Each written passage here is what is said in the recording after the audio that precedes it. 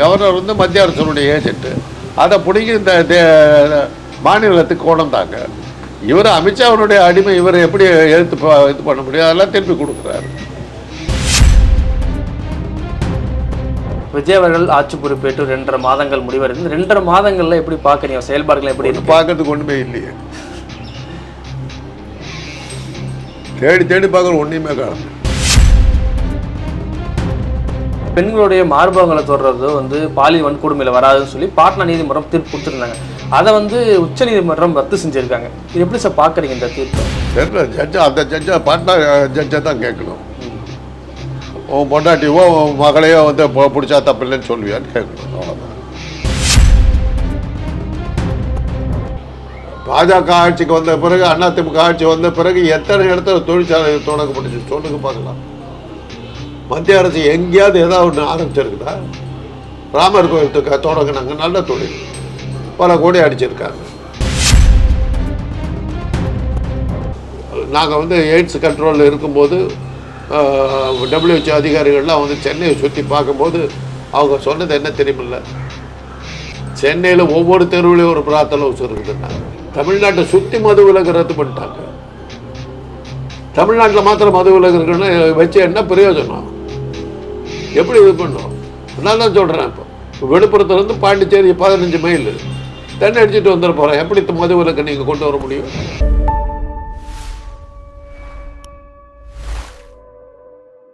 நேயர்களுக்கு வணக்கம். இன்று நம்மோடு அரசியல் பேசுவதற்காக இணைந்திருக்கிறார் அரசியல் விமர்சகர் மருத்துவர் காந்தராஜ் அவர்கள். வணக்கம் சார். பல்கலைக்கழக துணைவேந்தர் நியமனம் பற்றியான பிரச்சனை போயிட்டு இருக்கு சார். ஆல்ரெடி வந்து துணைவேந்தர் தேர்தல் குழுவில் 3 பேர் தான் இருக்கணும். ஆனால் இப்போ 5 பேர் கொண்ட உறுப்பினர் குழுவாக அதை வந்து உருவாக்கப்படுறதா கல்வித்துறை அமைச்சரான விஸ்வநாதன் அவர் சொல்லியிருக்காரு. ஆல்ரெடி இதுக்காக திமுக சட்ட போராட்டம் நடத்தி அந்த உரிமையை பெற்று தந்திருந்தாங்க, துணைவேந்தரை முதலமைச்சர் நியமிக்கணும் அப்படின்னு. இப்போ அந்த உரிமையை விட்டு கொடுக்குற வேலையை தாவேக்க இறங்கியிருக்கு.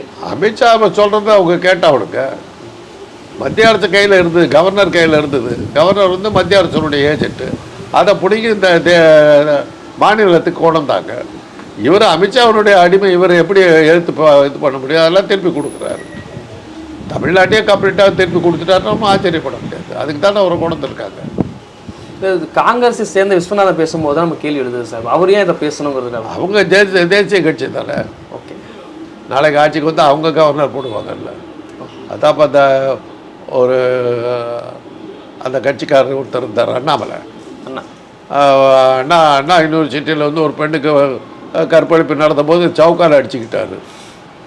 அப்போ தான் நான் கேட்டேன், அண்ணா யூனிவர்சிட்டி கவர்னர் கீழே இருக்குதுயா, போய் கவர்னர் போய் சவுக்கால் அடி, உங்களால் போய் சவுக்கால் அடி, அது கூட தெரியாமல் இன்னும் ஒரு கட்சி தலைவர், தேசிய தலைவர் பேர் வச்சுக்கிட்டு. அப்புறம் தான் அந்த ஆளுக்கு புரிஞ்சுது நம்மளால் எடுத்து நம்ம போராடிக்கிட்டு இருக்கோம். அந்த மாதிரி ஆளுங்க. அதனால் அந்த காங்கிரஸுக்காரருக்கு பேசுறதெல்லாம் வச்சுக்கிட்டு நம்ம அவங்களாம் காங்கிரஸ் நீங்கள் எடுத்தாவே அதான் அந்த அந்த இது தான் 1 கோடி ரூபா செலவு பண்ணால் 10 கோடி வருங்கிற நம்பிக்கையில் தான் அவங்கெல்லாம் அரசியலில் இருக்கிறது. மக்களுக்கு சேவை செய்கிறதுக்காகவோ இதுக்காகவோ எவ்வளவோ செஞ்சுருக்கலாம்ல அவங்க ஆட்சிக்காரங்க. எதுவுமே செய்யலை. விஜய் அவர்கள் ஆட்சி பொறுப்பேற்று 2.5 மாதங்கள் முடிவடைந்து 2.5 மாதங்களில் எப்படி பார்க்குறீங்க? செயல்பாடுகள் எப்படி இருக்கு? பார்க்கறதுக்கு ஒன்றுமே இல்லையே. தேடி தேடி பார்க்குற ஒன்றுமே காணும்.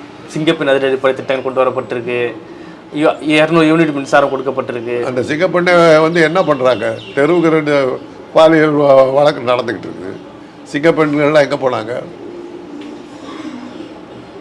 என்ன நடந்துக்கிட்டு இருக்குது? சும்மா திட்டத்தை போட்டிருக்காங்க, அவ்வளோதான். மகளிர் காவல் நிலையம்னு சொல்லி திமுக காலத்திலே வந்துருச்சு. அப்புறம் என்ன சிங்கப்பெண்ணை ஒன்று தனியாக? எது இவர் ஒரிஜினல் என்ன பண்ணியிருக்காரு? அதான் சொல்கிறேன். அமித்ஷா எழுதி கொடுத்தது படிச்சுக்கிட்டு இருக்காரு. என்ன நடக்குது அவருக்கும் தெரியும். வேர்ல்டு ரெக்கார்டுங்கிறாங்க. 3 மாதத்தில் இவ்வளவு கற்பழிப்புகள் தமிழ்நாட்டில் நடந்திருக்குங்க. சார், பாட்னா நீதிமன்றம் ஒரு தீர்ப்பு கொடுத்துருந்தாங்க சார். இந்தமாரி பெண்களுடைய ஆடைகளை களைவதையோ அது பெண்களுடைய மார்பகங்களை தொடர்றதோ வந்து பாலியல் வன்கொடுமையில் வராதுன்னு சொல்லி பாட்னா நீதிமன்றம் தீர்ப்பு கொடுத்துருந்தாங்க. அதை வந்து உச்ச நீதிமன்றம் ரத்து செஞ்சுருக்காங்க. இது எப்படி சார் பார்க்குறீங்க இந்த தீர்ப்பை? தெரியல, ஜட்ஜா அந்த ஜட்ஜா பாட்னா ஜட்ஜை தான் கேட்கணும். உன் பொண்டாட்டியோ உன் மகளையோ வந்து பிடிச்சா தப்பு இல்லைன்னு சொல்லுவியான்னு கேட்கணும். அவ்வளோதான். இப்போ எதை பிடிச்சா தப்புங்கிறார் ஒரு பாட்னா நீதிபதி? நீதிபதியாக இருக்கிறதுனாலே அவர் நல்லவன் இது பண்ண முடியாது. எல்லாத்துக்குமே ஒரு வேலை உண்டு. சுஜாதா தான் எழுதியிருப்பார் அவருடைய கதையில். 24 ரூபாய் தீவுன்னு ஒரு கதை இருக்கும். ஒரு பெரிய ஃபேமஸ் பிளாக் மார்க்கெட்டு எல்லா சட்டவிரோதமான செயலை செஞ்சு பெரிய பணக்காரனாக இருக்கவங்க ஒருத்தன் கொடுக்குற விருந்தில் IG, judges, IPS, IAS officers எல்லாம் இருப்பாங்க. இவன் அந்த கதாநாயகன் வந்து அவங்களெல்லாம் எதிர்த்தா போராடிட்டு இருப்பான். அப்போ அவன் ஃப்ரெண்டு சொல்லுவான், இவனுக்கு எல்லாத்துக்குமே ஒரு விலை உண்டு, அதை கொடுத்தா நம்மக்கிட்ட வந்துடுவான், அவ்வளோதான். இங்கே நேர்மையை எதிர்பார்க்காத. பார்த்தா சுஜாதா எழுது. இங்கே வந்து எல்லாத்துக்குமே ஒரு விலை உண்டு, அதை கொடுத்தீங்கன்னா உங்களுக்கு எல்லாம் வந்துடும். இவர் பொண்டாட்டியை மார்பை பிடிச்சாக்க தப்பு இல்லைன்னு விட்டுருவாரா அந்த ஜட்ஜு? அதை பண்ணி காட்டணும். உங்கள் மெலாடு உங்கள் உத்தரவுப்படி உங்கள் மனைவியினுடைய மார்பை பிடிக்கிறேன் அப்படின்னு சொல்லி போய் பிடிச்ச விட்டாக்கா தெரியும். சார், குறிப்பாக அந்த பாட்னா நீதிமன்ற தீர்ப்பு ரத்து செய்தது மட்டும் இல்லாமல் இந்த செக்ஸுவல் ஹராஸ்மெண்ட் பற்றியான அந்த வழிகாட்டுதலே வந்து நீதிபதிகள் வந்து படிக்க வேண்டியது இருக்குன்னு சொல்லியும் உச்சநீதிமன்றம் சொல்லியிருக்காங்க. நீதிபதிகள் அப்படி தான் இருக்காங்களா? இந்த செக்ஸுவல் ஹராஸ்மெண்ட் பற்றியான அவேர்னஸ் இல்லாமல் இருக்காங்களா சார்? சார், சிலதெல்லாம் நான் சொல்ல முடியாது. ஓகே. நான் வந்து செக்ஸாலஜி டாக்டராக இருந்தவன். விலைமாதர்களை கைது பண்ணிட்டு போய் கோர்ட்டை கொண்டு போய் நிறுத்தி சாட்சி சொல்ல வேண்டிய இதில் இருந்தவன் நான். எங்களுடைய சில அனுபவங்கள்லாம் நான் வெளியில் சொல்ல முடியாது. சிலதெல்லாம் சில பெண்களுக்கு தண்டனை கிடைக்காதுன்னு எனக்கு தெரியும். அங்கேருந்து பார்த்த உடனே அந்த பொண்ணு பிரமாதமாக இருக்கான உடனே ஓகே போகும். ஒன்றும் பண்ண முடியாது. இது இன்றைக்கி நேற்று இல்லை, இதெல்லாம் எங்களுடைய அனுபவம். இதுக்கு மேலே அதெல்லாம் நான் பேச முடியாது. கடந்த சில ஆண்டுகளாகவே தமிழகத்தில் பாலியல் ரீதியான வன்முறைகள் அதிகரிக்க தொடங்கியிருக்கு சார். என்ன காரணம் சார் அதுக்குலாம்? வேலையில்லா திண்டாட்டம் தான். தொழில் இந்தியா முழுக்க எந்த தொழில்கள் தொடங்கப்பட்டிருக்கு? பாஜக ஆட்சிக்கு வந்த பிறகு, அதிமுக ஆட்சி வந்த பிறகு எத்தனை இடத்துல தொழிற்சாலை தொடங்கப்பட்டுச்சு சொல்லுங்க பார்க்கலாம். மத்திய அரசு எங்கேயாவது ஏதாவது ஒன்று ஆரம்பிச்சிருக்குதா?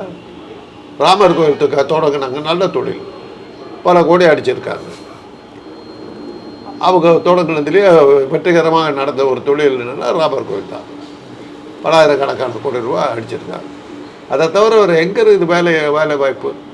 நான் சும்மா உட்காந்துருக்கேன், அந்த பொண்ணு சும்மா உட்காந்துருக்குது. என்ன சும்மா தானே உட்காந்துருக்கு, என்ன சரிங்கிறது, அப்புறம் போயிடுறாங்க, அவ்வளோதான். 2 பேர்த்துக்கும் வேலை இல்லை. 2 பேருக்கும் படிப்பு இருக்குது, அறிவு இருக்குது, திறமை இருக்குது, என்ன இருக்குது, வாய்ப்பு இல்லை. அப்போ என்ன பண்ணுவாங்க? இதுதான் போகும். இப்போ பிஜேபி ஆளக்கூடிய மாநிலங்களை விட தமிழகத்தில் அதிகப்படியான பாலியல் வழக்குகள் வந்து பதிவாக சொல்லப்படுது. எந்த அளவு உண்மை சார்? பிடிக்கிறது இங்கே தான் பிடிக்கிறாங்க, அங்கே எல்லாம் அதை கட்டுக்கிறதுன்னு அர்த்தம். ஓகே, அவ்வளோதான். என் கட்சி நேர்மையாக இருக்குதுன்னு அர்த்தம்னாக்கா உங்கள் கட்சிக்கு ரைட்டு நடக்கிறேன்னு அர்த்தம், அவ்வளோதான். குறிப்பாக வந்து போதை கலாச்சாரம் போன்ற விஷயம், போதை கலாச்சாரத்தை எல்லாம் யாராலையும் அழிக்க முடியாதுங்க. இந்தியாவுடைய மிகப்பெரிய மதுபான தொழிற்சாலை யோகி ஆதித்யநாத், யோகி ஆதித்யா அவர் நடத்துகிற உத்தரப்பிரதேசத்தில் தான் மோகன் மீகன் ப்ரூவரி, ஆசியாவிலேயே மிகப்பெரிய மதுபான தொழிற்சாலை. டயர் மீகன் ப்ரூவரின்னு இருந்தது, அவங்கக்கிட்ட வாங்கி மோகன் மீகன் ப்ரூவரின்னு. அவர் லக்னோவுடைய மேயராகலாம் இருந்தவர். அதுதான் ஆசியாவிலேயே மிகப்பெரிய மதுபான தொழிற்சாலை. அதை போட சொல்லுங்களேன் பார்க்கலாம். இந்த மதுவை பற்றி பேசுறது, இந்த போதைப் பொருளை பற்றி பேசுறது எல்லாமே தமிழ்நாட்டை தவிர எந்த மாநிலமாக பேசுனார் சொல்லுங்க பார்க்கலாம். பாண்டிச்சேரியில் குடிச்சுட்டு வந்து விழுப்புரத்தில் மது கடைக்கு எதிர்பார்க்க போராடுவான் அயோக்கிய பசங்க. திருப்பதியில் குடிச்சுட்டு வந்து திருத்தணியில் வந்து போராட்டம் நடத்துவான். இந்தியா பூரா கலைஞர் தானே சொன்னார், எரிகிற நெருப்பு வளையத்தின் மத்தியில் எரியாத கற்பூரமாக எப்படி இருப்பதுன்னு கேட்டார். தமிழ்நாட்டை சுற்றி மது விலக்கு ரத்து பண்ணிட்டாங்க. தமிழ்நாட்டில் மாத்திரம் மது விலக்கு இருக்குன்னு வச்சு என்ன பிரயோஜனம்? எப்படி இது பண்ணோம்? நான் தான் சொல்கிறேன். இப்போ விழுப்புரத்துலேருந்து பாண்டிச்சேரி 15 மைல் தண்ணி அடிச்சுட்டு வந்துட போகிறேன். எப்படி மது விலக்கை நீங்கள் கொண்டு வர முடியும்? கோயம்புத்தூர்லேருந்து பாலக்காடு 20 மைல் தண்ணி அடிச்சுட்டு வந்தால் கோயம்புத்தூரில் எப்படி மது விலக்கை இது பண்ண முடியும்? மேட்டூர்லேருந்து 10வது மைல் மைசூர் ஃபுல்லாக குடிச்சிட்டு வரலாம். ஒசூர்லேருந்து 20வது மைல் பெங்களூர் ஃபுல்லாக குடிச்சிடுறோம், எப்படி தடுப்பீங்க? அங்கெல்லாம் அந்த போராட்டம் காணுமே. அங்கே மகளிர்லாம் ஒன்று பொங்கி எழுலையே. பெங்களூரில் போய் பாருங்கள், ராத்திரியில் பப்பு கலாச்சாரம் அங்கே எப்படி இருந்ததுன்னு போய் பாருங்கள். சின்ன சின்ன பெண்கள் உட்காந்து தண்ணி அடிச்சுக்கிட்டு சிகரெட் குடிச்சிட்டு உட்காந்துட்டு. அங்கெல்லாம் ஒன்றும் போராட்டம் நடக்கலையே. இந்த போராட்டம் இங்கே மாத்திரம் தான் நடக்குது. ஏதோ ஒரு காரணத்துக்காக நடத்துகிறாங்க. சிறு சிறு குழந்தைகள்லாம் வந்து பாலியல் பலாத்காரம் செய்யப்பட்டு கொலை செய்கிற அளவு வந்து எக்ஸ்ட்ரீம் ஆகிறதுக்கான காரணம் இதெல்லாம் வந்து இந்த கேள்விகளுக்கெல்லாம் நீங்கள் வந்து தனியாக ஒரு செக்ஷன் வைக்கணும். 1 மாதம் பேசணும், புரியுதா? இது வந்து பொதுவில் இந்த படம் எப்படிங்கிறது நல்லா இல்லை அப்படி சொல்கிற விஷயம் இல்லை. மனத அளவில் எந்த வகையில் பாதிக்கப்படுறது, செக்ஸ் எந்த அளவுக்கு டாமினேட் ஆகுது, செக்ஸ் எந்த அளவுக்கு நம்மளை ஆக்கிரமிக்குதுங்கிறதெல்லாம் நம்ம பேசி ஆகணும். அதுக்கப்புறம் தான் இதெல்லாம் பண்ண முடியும். உலகம் பூராவில் நடக்கிற ஒரு விஷயம். லொலிதான்னு ஒரு நாவல், விளாடிமிர் நாபகோன்னு ஒரு ரஷ்ய எழுத்தாளர் எழுதுறது. அந்த கதையை என்ன தெரியுங்களா? அந்த ஹீரோ ஒருத்தி கல்யாணம் பண்ணிக்கிறான். எதுக்காக கல்யாணம் பண்ணிக்கிறான்னா, அவளுடைய 13 வயசு பொண்ணு லொலிதா, அவளோட செக்ஸ் வச்சுக்கிறதுக்காக அவங்க அம்மா கல்யாணம் பண்ணிக்கிறான். அதுக்கு ஜஸ்டிஃபிகேஷன் கொடுக்குறான். 30 வயசு பொண்ணோட செக்ஸ் வச்சுக்கிறத விட 13 வயசு பொண்ணோட செக்ஸ் வச்சுக்கிட்டா எவ்வளோ சந்தோஷம் இருக்குன்னு ஜஸ்டிஃபிகேஷன் 2 சாப்டர் எழுதுகிறான். புக்கை வந்து உலகம் முழுவதும் தடை பண்ணாங்க, அப்புறம் விட்டுட்டாங்க. நாங்களாம் திட்டு வாங்கி படித்தோம். அது மாதிரி இதெல்லாம் வந்து எல்லா செக்ஸு ஃப்ரீடம் இருக்கிற நாடுகள்லேயே அதெல்லாம் தடை செய்யப்பட்ட புத்தகங்கள். அதெல்லாம் ஒன்றும் நீங்கள் பண்ண முடியாது. அதே மாதிரி லேடி சேட்டர்லி ஸ்லவர்னு ஒரு புத்தகம் ரொம்ப ஃபேமஸ் அந்த காலத்தில். கடவுள் வந்து பாரிச்சவாயினால் பாதிக்கப்பட்டு கை கால் வளர்ந்து கிடக்கிறான். அவன் முன்னாடி வீட்டில் இருக்கிற தோட்டக்காரனோட மனைவி செக்ஸ் வச்சுக்கிறான். கதை தான். இதெல்லாம் வந்து நீங்கள் ஒன்றும் பண்ண முடியாது. ஒரு பூ ஏன் அவ்வளோ அழகாக பூக்குது? வண்டு வரணும். ஒரு இயற்கையில் இருக்கிற ஒரு பூவே வந்து கவர்ச்சிகரமாக வருதுன்னா மனிதன் எப்படி இருப்பான்? அது அந்த அந்த அந்த செக்ஸ் உணர்வு இல்லைன்னா மனித இனம் எப்படி நீடிக்கும்? நேற்று கூட சொன்னேன், கல்கத்தாவில் வந்து சோனாகாட்சி, பாம்பேயில் வந்து ரெட் லைட் ஏரியா, ஹைதராபாத்தில் வந்து சார்மினார் ஒரு ஏரியா. அந்த இடத்துல தான் மலிவு விலை விபச்சாரங்கள் நடக்கும்.